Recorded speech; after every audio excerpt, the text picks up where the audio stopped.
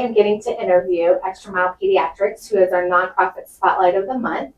And I'm going to let you guys introduce yourself. I came across this organization through a friend of mine, Jennifer Saville, and she invited you guys to one of our Knights of the Round Table events.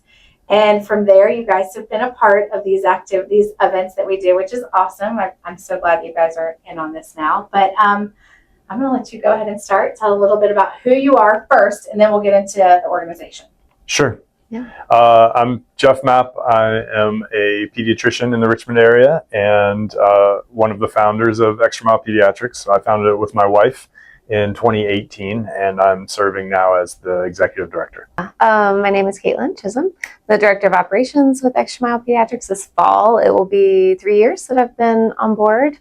Nice. So I have a history of nonprofit work, and kind of took the leap with them after doing a little bit of volunteer work and just wanting to be more involved. And when the organization was ready for me, I was ready to do it. Yeah. So this organization, whose brainchild was this? Whose vision was this? So it sort of evolved organically, but my wife and I had a moment, or a week, or whatever you want to call it. She and I, my wife is a pediatric nurse, and she and I were volunteering with two other organizations, actually doing medical work in Nicaragua in 2017. And that during that time, I have always been really passionate about global health. That's always been, I did some global health work before I even went to medical school. And so I always knew that was going to be part of my path. And after getting out into practice and, finishing with med school and residency and all that, I mostly was doing that by volunteering with other organizations that did this kind of work. But along the way, I kept feeling like there's a little bit of a different way I want to do this and a different way I want to do that. And I sort of started to just get that bug that I think there's a different way to deliver this kind of care, or at least, a different way that I would want to deliver this kind of care. So we talked it out and felt like, I think we're supposed to just go our own way here. And we started Extra Mile Pediatrics in 2018. So summer of 2018, we incorporated it and went and pursued nonprofit status and did all the kind of logistical administrative stuff. And then we started our clinical work on the ground in Central America in 2019. Talk to me about what is the goal? What is the mission and vision of Extra Mile Pediatrics? So I think we're built, our model is created around this idea that to do pediatric care well, to really lift and to lift entire communities who are battling, just being under-resourced, really struggling with so many different barriers they have to access, especially access around healthcare, although other resource access issues as well. To really lift those communities, we felt that it was really important to see all kids, not just to target the sick ones or the ones that needed surgeries, that those kids need all of those services for sure. But there's an entire community of kids who are going to be the future leaders of those communities, and they need guidance, and they need their questions answered, and they need to have their growth focused on and their development and all those kind of things. So a lot of what general pediatricians do are those things, right? Are more guiding people through health and reassuring on things like growth and development and all that. So we felt, number one, we wanted to see if we were able to get teams of clinicians into these areas and start solving some of these access problems, we wanted to solve it for all the kids in the community. And then the second thing is we felt like we couldn't do that well unless we were seeing kids repeatedly. And we really target communities where it is feasible that if we keep going back, we keep seeing the same people. And so our whole model is built to say, we want to create a relationship with this community, and we want the expectation to be that we will keep showing up. You guys keep showing up. Let's create this long-term kind of thing, because all of the things I just mentioned, like growth and nutrition and all those things are longitudinal things, right? You really can't assess a kid's growth in a day. One time. And you can't assess development. You can get a feel for where they are, but it's about trajectory, right? It's about how are they progressing through their development and those kind of things. And then, all care gets better if you're following up. So, whether it's those kind of things or whether we're managing your asthma, if we're swinging and missing with a medicine we try, we want to know it so we can course correct. We can say, okay, let's stop that. Let's try a different plan. So the whole model is that we don't just show up once, treat some kids and then never see them again. We want it to be about the long term. Okay. It varies, but I would say between 12 and 15 or Okay. so. Yeah, that's fair. And that's providers, nurses, and non-medical. Okay. And then we have a team that live there of translators that Okay. work with us for the whole week as Yep. well. And just to give you another like number or statistic, so our team in April, we saw just about 350 patients, In a or week. yeah, give or take a couple there over the course of 5 days. So it's intense. You guys are yeah, It's a lot of work. yeah. in the season of whenever you're there, it's a 12-hour. Oh yeah, holidays. yeah. We have a really strict, and like it's actually, I mean, just how it's been worked out over the years. I mean, it works out perfectly. But we get our itinerary. We're like, we have breakfast at this time. We're leaving at this Yep. time, and we're go. Yep. And then we get like lunch break in between and stuff, and we'll have like downtime here and there. But they're full days. And Yeah. this time in particular, it was kind of funny. There were 2 or 3 nights where we were still doing clinic when it got dark out. We're like, this is new. So we had like flashlights on. We're trying to get kids to read a vision chart. And we're like, all right, we need to figure this out for next time. But it was a cool experience and something that we hadn't experienced before. So we're like, okay, this is interesting. Like, what's different this time? What do we, Yeah. But yeah, we follow that up with a free day at the end. So our team feels the appreciation that, they deserve. Okay. So you said team. Mhm. You said medical professionals and non-medical. Yes. Mhm. So how would someone who was hearing this story say, hey, this sounds like something I would love to do, or a group of friends or family? I'm assuming there's some limits on who can be involved. How would someone get involved? How does that look? Or who is that person? Yeah. So anybody and everybody, you're all invited to reach out through our website or social media, Facebook, all of those things. We do have a wait list for our trips at the moment, but yeah. That's incredible. A good problem to have. We have And that's historically 2 trips a year?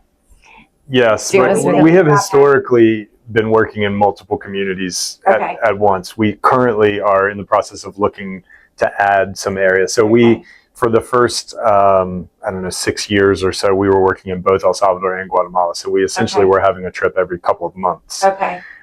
That has backed down because actually in Guatemala, the communities we were working in we had reached the point where a lot of the access issues patients were facing had been kind of solved. And we sort of said, okay, we think this is a good transition point for us to look for the next place that we can go, because that's always our goal. Our goal is not to do this in perpetuity. It's to sort of create local solutions that we feel are sustainable and meet the standards that we are setting.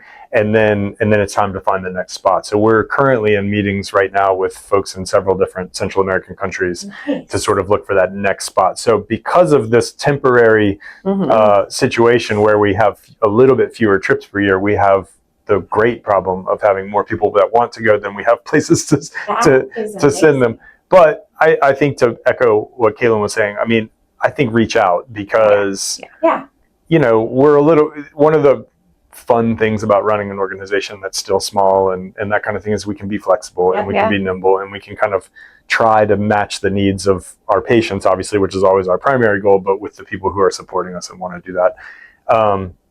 We have typically somewhere between 4 and 5 providers that'll go, and they have been docs, nurse practitioners, physician's assistants, those kind of folks. I love it. We generally have 2 to 4, I would say, nurses that will go. Okay. And then at least 2, but upwards of 4 or 5 non-medical folks. And to answer that question, those volunteers have been from all kinds of backgrounds, from being, spouses of one of the providers, but they could be in construction, they could be engineers, they could be, we've had folks go that were IT people, we've had, whatever the case may be. Because all clinics need to have that staff to run that can do, operational stuff, and they can help direct traffic and check patients in. And then frankly, we typically have a lot of kids that are ready to go kick the soccer ball. And so that kind of stuff, there's always something. There's always something to do. Does that mean that there's kids that are allowed to go too? Is like an age limit on how old you have to be? Yeah, good question. Again, flexible. We haven't, I don't know that we've ever had a firm number. We have had volunteers bring their children before. I would say the youngest certainly high school age, Okay. but really sort of maybe even like upper level high school. I typically feel like they're usually juniors or seniors in high school. Okay. A lot of times, although certainly not a requirement, they're sort of into the idea of like a medical career in some way, and it's a good way to get them exposed. But we've had almost always, I would say, they've been like mid high school age kids, and generally, and then I think in that case, especially a younger kiddo, they're coming with a family member, which is important just because of it is a lift to leave the country and to do all the things that we do in these communities. It's not easy travel. It's really not. I went to Guatemala when I was 19 for the first time, and I was a freshman in college and had decided I wanted to go into medicine, and so I had the opportunity to go, and it was a medical trip. But you're so right. I mean, you get that exposure, and then it's amazing. You just your heart just sort of all of a sudden you're just like connected. Oh, for sure. And we've done work in other places. I went as part of Extra Mile to kind of scout the possibilities. I went with a group to Uganda to take a look there, and it was also just unbelievably, it was an amazing experience. The scope of the need and the poverty was just like, but I've sort of came back from that feeling like, right now our like core competency is Central America, because all of our work has been there. So we really sort of have that feel for the cultural awareness and some of those kind of logistical kind of things that can help and all that. So that's our primary focus area at the moment. But so you kind of told me how people can get involved, or if they want to get involved, they can go to your website, which is so from our website we do have a contact us form. But we also have a full application process. I did close that temporarily just for the wait list, but we'll reopen that when we can. So there's a full application process, and then we check references and that whole thing. And one question I think we get a lot is, do you need to speak Spanish? No. And I know I did say this, but we have a team of translators that we work with, so I don't want that to stop anyone from reaching out. And like Jeff was saying, just because we have a bit of a wait list at the moment, like anyone that wants to get involved in any capacity should reach out through the website, or like I said, social media or whatnot. So they go to extramilepediatrics.org. .com. And really all of our things are Extra Mile Pediatrics. So we have, Instagram, Facebook, everything. It's just Extra Mile Pediatrics all written out. Okay. So there's people that love to serve and be a part of that, but there's also people that hear this story and go, I want to support them financially. So what do you guys do? A big fundraiser? What do you guys do to raise money for the organization? Yeah, we do a couple fundraisers throughout the year, some virtually, and then we do our biggest one in person has been our 5K. We just finished our third one this year in April. So that's typically what we have been doing is in the spring, our 5K for that. But, on our website, again, we have our donation link. And so, you can donate right there. It goes through Zephy. That's our platform that we use. And people can donate one time. They can sign up to be a monthly donor, which is huge. Like that's a big, the consistency of a monthly donor is like really, really impactful, which is great. And when you click on like the amount that you want to donate, there's a little like thing underneath, the little description that shows kind of an example of what that amount can cover. Oh, that's nice. So water filters, for example, or certain medications, or menstrual health kit. That's been one of our newer programs that we've kind of started. Oh, I love that. So that just gives you an idea of what can how much $25 can really cover in these communities that have don't have what they need. So I love that. Okay, so you have a fundraiser, which is the 5K. That's our biggest one that we're doing consistently. We also typically have a big virtual one around like end of summer or so to celebrate our birthday. So that's coming up for us soon. Cool. So be on the lookout for that on social media, and we'll get newsletter and stuff for that in June or July, maybe in August. We kind of just see what else we have going on. So that's a virtual one that we'll push. And then of course Giving Tuesday is a big one, but that's big for everybody, so it's hard. So people can find you through social media on Instagram, Facebook, and your website. They can support you financially through the donate link on the website. That's right. And you can choose to give monthly or a one-time donation. You'll get to see what that actually does, the money that you get, because you guys do you apply for grants or federal funding or anything? We do. We do. So far our funding has almost exclusively been from small sort of individual donors, and then we've been lucky enough to have a few corporations that have donated, but not in a grant sort of foundation way, but more in just sort of corporate partnerships. I think grants, we're set up well for that, in the sense that we have that follow-up, that we can measure our impact on various things, but we're still young and we're still small, and we're still, so I do see that in our future, but that's right now I would say our funding predominantly comes from folks that hear our story and connect with it and want to support it.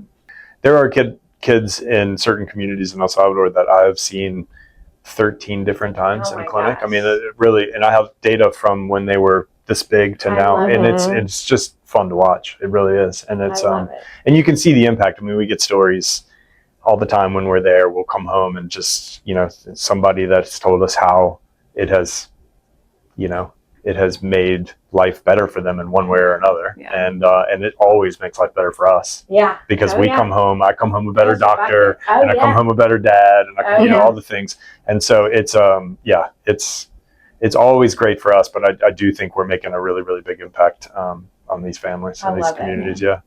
Well, thank you guys. This was amazing. This gives everybody, this is a different perspective. We are very passionate about human trafficking and foster care and veterans. And so when Jennifer introduced me to you guys, I was like, well, this is different. But I grew up serving communities outside of our country. So it really, and in the Central America, South America region. So it really was like, yeah, I definitely want to do this, because selfishly, I want to hear more about this. So thank you guys for coming. We're going to put all of your social media information up there. Their website is below here. You guys can donate to their website there regularly. And then we'll also be sharing when they do their fundraisers, when they do their 5K, so that you guys can be a part of that as well. So thank you for being here. Thank you. We look forward to being with you guys in a couple weeks. You're about to hear about what's coming up with us. So Yay! Thank you.